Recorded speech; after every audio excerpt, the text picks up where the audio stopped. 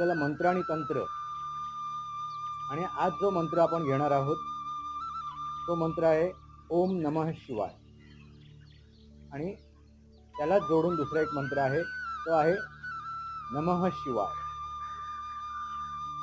आणि नामस्मरण. ह्या तिन्ही गोष्टी आज आपण समजून घेणार आहोत.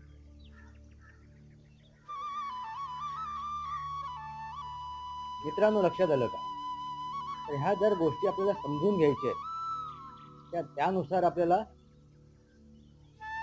कृती करणं गरजेचं आहे, त्यानुसार आपल्याला घालणं गरजेचं आहे, आपल्याला तयार करणं गरजेचं आहे. मित्रांनो, महत्त्वाची गोष्ट काय आहे तर परमेश्वर आणि ईश्वर परमात्मा हा काय आहे हे समजून घेणं गरजेचं आहे.